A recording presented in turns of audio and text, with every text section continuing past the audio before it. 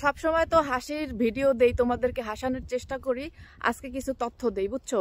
সুইডেনে যারা আসবা বা থাকার চেষ্টা করবা, থাকার ইচ্ছুক, তাদের জন্য গুরুত্বপূর্ণ কিছু তথ্য শোনো। সুইডেন এখন অনেক বেশি হার্ড হয়ে গেছে। দেখো কত সুন্দর হ্যান্ডসাম। এ ভাই, মোর পছন্দ হয় না। শোনো, কইতাছি, এই যে ধরো যে সুইডেনে স্টুডেন্ট ভিসায় আসো, যেই ভিসায় আসো না কেন, বর্তমানে সরকার এমন র্যাসিস্ট হইয়া গেছে, এটা আবার সুইডিশ র্যাসিস্ট ভাষা বুঝা যাবে।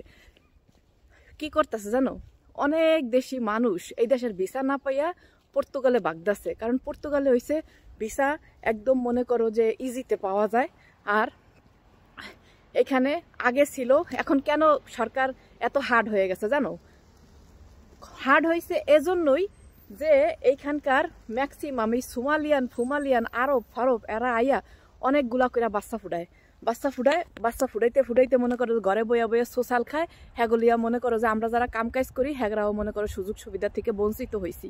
তো এই যে মনে করো যে হেরা এই যে সোশ্যাল মোশাল খাইয়া যে মনে করো দেশটার একেবারে উতাল পাতাল করিয়া দিছে। এখন মোর কথা হয়েছে, এখন আগে ছিল হয়েছে যারা ওয়ার্ক পারমিট ভিসায় আসতো বা থাকার চেষ্টা করতো বা স্টুডেন্ট ভিসায় আইসা ওয়ার্ক পারমিটে ডাইভার্ট হইতো, এই 1 বছর আগেও মনে করো যে যা বেতন দেখাইতে হইতো বাংলা টাকার ধরো 1.5 লাখ টাকা এরকম আর কি।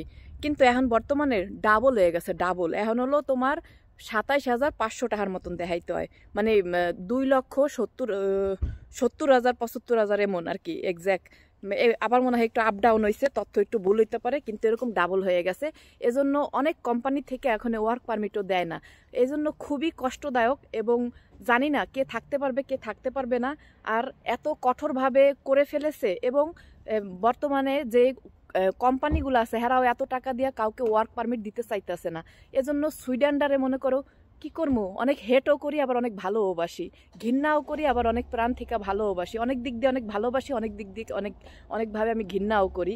কারণ অনেক ভাই ব্রাদাররা আছে অনেক কষ্ট ক্লাব করে কাম কাজ করে, তারপরে লাস্ট পর্যন্ত তারা ভিসাটা পায় না, বুঝছো? এই জন্য তারা কানতে কানতে দেশে ফেরত চলে যায়। কিন্তু যারা বুদ্ধিমান মানুষ আছে তারা কি করে,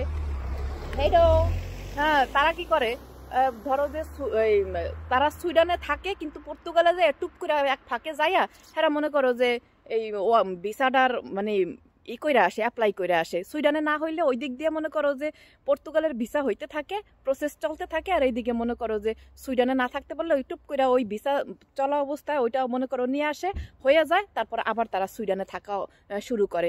মুই কি কইলাম, মুই কিছুই বুঝতেছি না মুই নিজেও, কিন্তু অনেক তথ্য দেওয়ার চেষ্টা করছি, মন দিয়া শূন্য। ওকে, বুঝছো? আল্লাহ হাফেজ।